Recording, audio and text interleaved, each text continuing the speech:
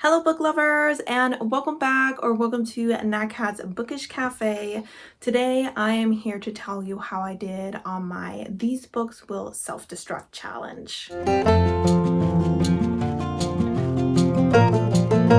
Not good. That's the answer. I didn't do great on this challenge, which isn't surprising because I didn't do great on it last time. So essentially this is a challenge that was inspired by Becca in the Books. She does this challenge as well, and a year ago I went ahead and selected 7 books and said if I don't read these within a year, I gotta unhaul them. They've been on my shelves too long. I've never been putting them on TBRs. I haven't been reaching for them. So if that's still the case in another year, there's no reason for them to be here. So these are the 7 books that I selected. We had The Trouble with Vampires. We had We Are the Ants. We had The Family. We had The Maid. We had, what is this book called? Addie LaRue, The Invisible Life of Addie LaRue, and we have The Collective. And I have read 2 of these. So we're gonna real quick go ahead and go through the 2 that I have read, tell you a little bit about what I thought about them, if I think I'm gonna keep a hold of these books, and then I'll talk about the ones that I haven't read, and then I'll let you know a little bit about how I'm gonna break the rules a little bit. So don't be mad at me. Right, so the first one I read was We Are the Ants, and that's by Sean David Hutchinson. And this is a YA contemporary with some slight sci-fi aspects. I ended up listening to the audio book of this, and I want to say that I gave it 3.5 stars. That sounds about right. Yes, I just double checked and I gave it this 3.5 stars. There were some aspects of the story that I really did enjoy, but at the end of the day, this was just kind of one of those books where my time for it has come and gone, and it just isn't written for me. I'm not the intended audience, and while sometimes I could definitely read YA or even middle grade and relate to it, other times not so much, and that was the case in this story. I'm not really going to go into the synopses of these books too much, so you can check it on Goodreads or anywhere else if you are interested in what this story is about. But essentially, because I gave it 3.5 stars, I do think that when I do my unhaul here at the end of the year, or probably the beginning of 2025, you will probably see this book in the stack, because I don't foresee myself really rereading it for sure, and probably won't have it in too many like recommendation videos. So I do think this is an important story, and I think it will do better in the hands of someone a little bit younger who can go ahead and relate to it a bit more. Second book that I ended up reading off this list is The Maid by Nita Prose, and once again I did listen to the audiobook of this, and I actually rated this one 4 stars. I will say my expectations going into this book were mid. I was thinking I would probably give it maybe a 3.5 stars, just because people were a little bit underwhelmed by the story, but I actually ended up having a relatively enjoyable time. I enjoyed her character and the autism representation in here, and the slight found family aspect. I definitely could have used a bit more found family in the story, but overall I had a good time with it, and I will be listening to the second one. With this one, admittedly, I haven't decided if I'm going to keep it or not. I really enjoy this cover. I really like this color red and just how simplistic it is.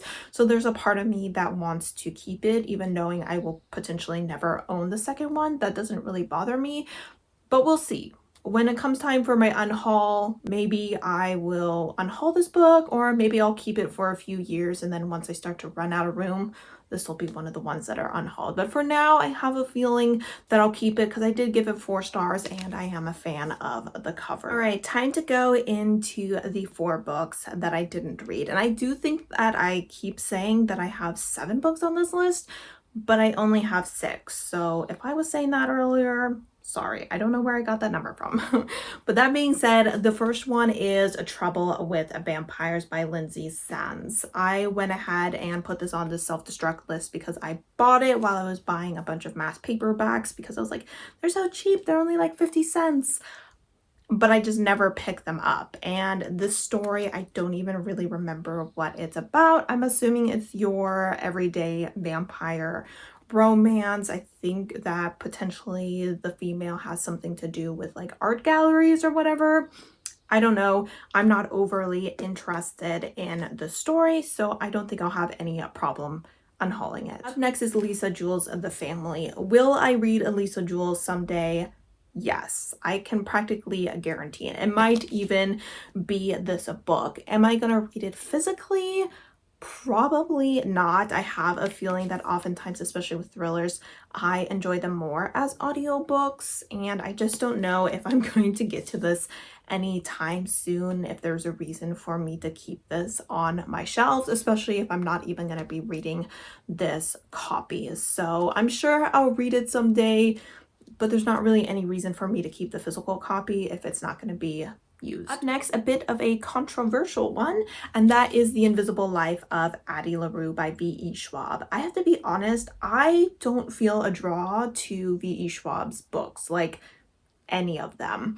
This book is actually why I got Book of the Month, why I subscribed, so that I can go ahead and get this book for $9.99, and then I proceeded to literally never pick it up. And eventually I just had to admit to myself that I was not drawn to the story. I didn't really care if I was missing out on the story that everyone just seemed to love, and maybe if I read it I would love it, but I just don't want to pick it up. I just know that I never will. There are a lot more interesting stories out there for me to read, and I know that this is a popular book, so I'm sure someone else would love to have this copy in their hands instead of it just collecting dust on my shelves. And the final book on this list is going to be The Collective by Allison Graylin, and this is where I'm breaking the rules a little bit because I made a bingo board goal sheet for 2024, and one of the goals was to read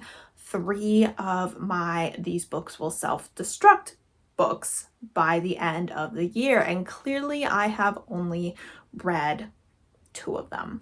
So I kind of told myself, well, you know what? I will allow myself to save one of these books, and I will have till the end of the year to read it in hopes of completing that goal. And then if I don't, I will have to unhaul the book and we'll have to put it in my unhaul pile. And the book I've decided to save is The Collective because I am genuinely intrigued by the story. I put it on this list thinking I would pick it up and kind of hoping to give myself the push to do so, and I just didn't. So I really want to go ahead and read the story of mothers getting revenge on, I think it's essentially guys who have hurt, if not outright killed, their daughters and never faced justice. That just sounds like something I would enjoy reading about. Plus, I heard some good things about this story, so I am gonna go ahead and save this book until the end of the year, and if I don't read it by then, you will go ahead and see it in my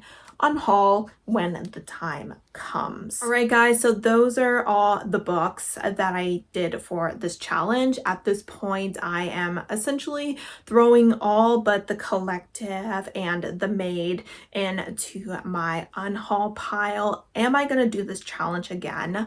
Not right now. I can definitely foresee myself doing it again in the future, but I've been kind of playing around with some ideas of what I could do with the books that have been on my shelf for quite a long time, and so I'm gonna hold off on doing another round of this, and maybe you'll see some challenges that I'm setting for myself for 2025 when I am doing my end of year content this year, because we're already thinking about it. Yeah, we are. All right, guys, I would love to know, how long do you let a book sit on your shelf before you're like, all right, you gotta hit the road, buddy? As always, guys, thank you so much for supporting my channel by watching my videos, and I hope to see you next time. Bye.